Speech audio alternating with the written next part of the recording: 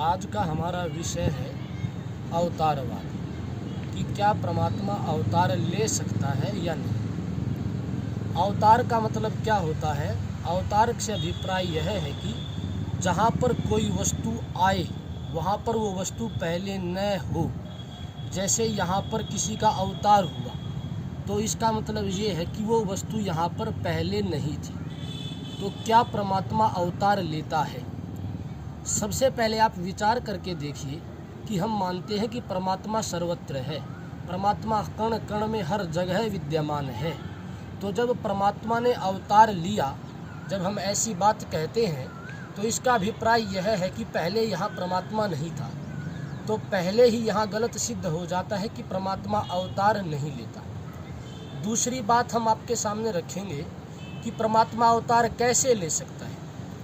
आप एक उदाहरण लेकर के चलिए। एक गाड़ी है, मोटर गाड़ी।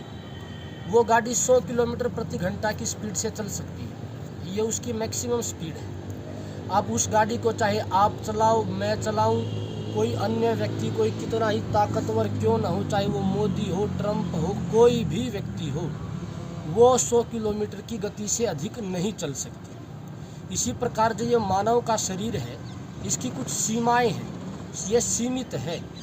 हम आँखों से केवल सामने का देख सकते हैं, हम अपने पीछे देख करके ये नहीं बता सकता कि पीछे क्या है क्या नहीं। मैं यहाँ बैठा ये नहीं बता सकता कि नीचे क्या हो रहा है, ऊपर क्या चल रहा है। हम केवल उतना ही देख सकते हैं। मैं इन हाथों से केवल उतना ही वजन उठा सकता हूँ जितनी इनकी सीमाएं हैं।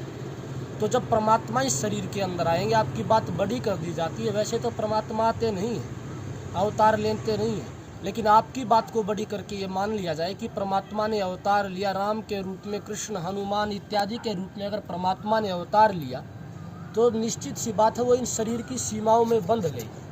अब वो चाहकर भी अपने नियम नहीं तोड़ सकते। ये सृष्टि का नियम है कि ईश्वर स्वयं चाहकर भी अपने नियम नहीं तोड़ सकता, प्रकृति के नियम नहीं तोड़ सकता। जिस प्रकार अग्नि गर्म होती है, उस अग्नि के अंदर से उष्णता ईश्वर नहीं हटा सकता। अगर उसमें से उष्णता हट जाएगी तो वो अग्नि रहेगी ही नहीं। इसी प्रकार इस मानव शरीर की जो सीमाएं हैं, उन सीमाओं को स्वयं ईश्वर भी नहीं तोड़ सकता। और जब परमात्मा ने आपकी बात को मान लिया कि अवतार लिया, जब परमात्मा बंधन में बंध गए तो सृष्टि को चला कौन रहा है, कर्म फल कौन दे रहा है? इस सृष्टि के अंदर सैकड़ों करोड़ों अरबों गतिविधियाँ प्रतिदिन नित्य प्रति सेकंड के अंदर होती है। तो इस बात से भी ये सिद्ध होता है कि परमात्मा अवतार नहीं लेता। परमात्मा को अवतार लेने की आवश्यकता क्या पड़ी? ये कहते हैं कि परमात्मा दुष्टों का संहार करने के लिए अवतार लेता है। तो जो परमात्मा उन दुष्टों को बनाता है, इतनी बड़ी सृष्टि को बनाता है, जो सूरज चंद्रमा आदि लोकादि को रचने वाला है, तो वो परमात्मा क्या इतना कमज़ोर है कि उसे एक व्यक्ति को समाप्त करने के लिए, अंत करने के लिए उसे स्वयं आना पड़ेगा? तो इन चीज़ों से ये बात स्पष्ट हो जाती है कि परमात्मा अवतार नहीं लेता। इस विषय पर आगे चर्चा करेंगे कि राम कृष्ण आदि अवतार थे क्या नहीं थे। लेकिन हाँ, एक चीज़ इन बातों से ये स्पष्ट हो जाती है, अगर आप ध्यान से इस बुद्धि का विचार करके सोचेंगे कि परमात्मा अवतार लेता नहीं। इति ओम।